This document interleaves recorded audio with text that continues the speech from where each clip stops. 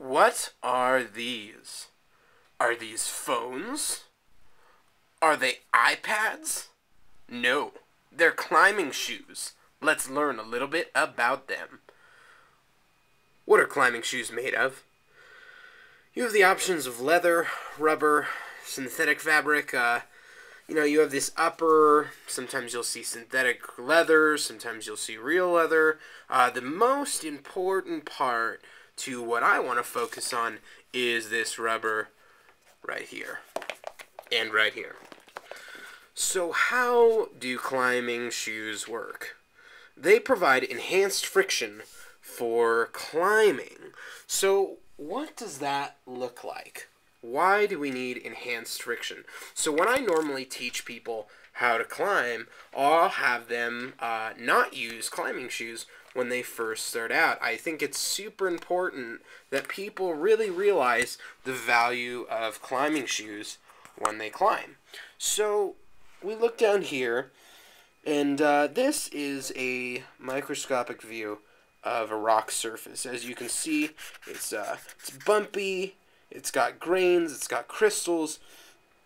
If we use a very, very hard sole, I don't know, let's just say we have soles that are made of, I don't know, steel.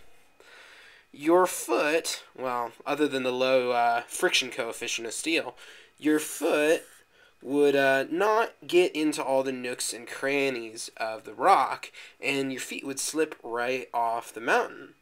So what we do with rock climbing soles is they make these soles very, very, very soft. Okay, there's a great benefit to that. There's some drawbacks, and we'll talk about both of those.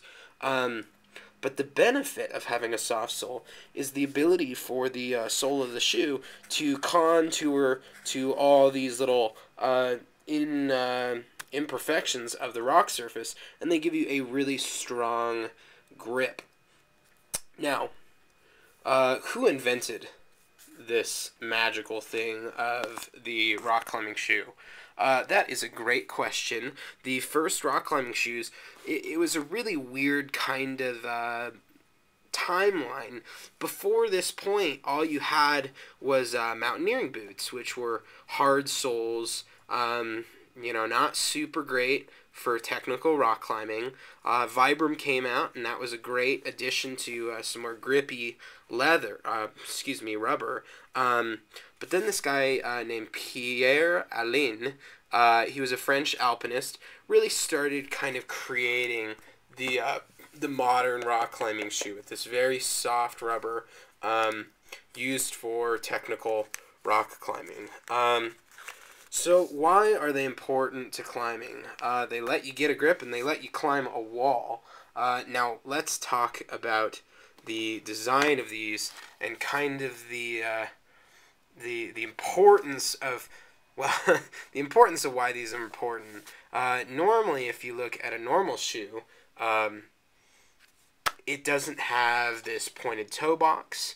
You don't have rubber up onto the heel. And the biggest thing is the rubber is a lot harder. If you wore rock climbing shoes around, the rubber on these would disappear very quickly.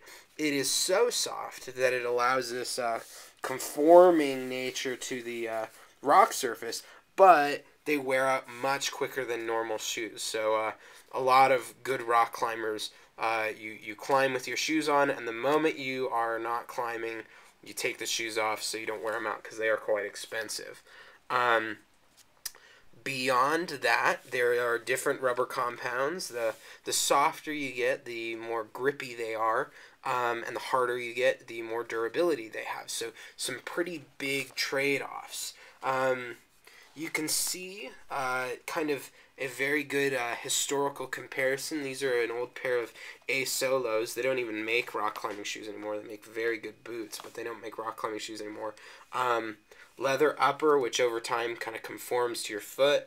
You can see, I don't know if you can see that, you can actually see cuts into the sole of the shoe, and that's because it's so soft that when you climb on sandstone like we have here in Colorado, it literally just cuts grooves into it.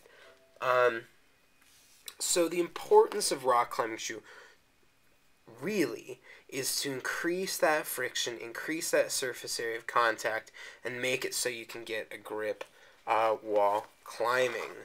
Now you will notice if you do go rock climbing shoe shopping that there are shoes that start to they start to become more pointy down here, and they begin to bend like this. They look like a ballet point shoe.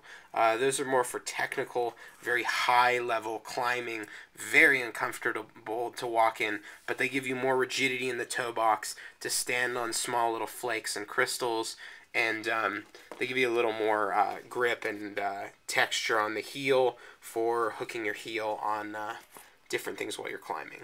So that is the history of the climbing shoe.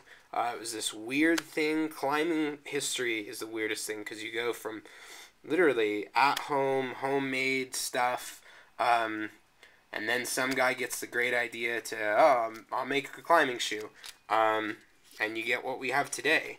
And it's actively changing. We're not, every single day, every single year, new stuff comes out, and new compounds come out, increase durability, but at the same time you increase grip. So it's a very interesting field to follow.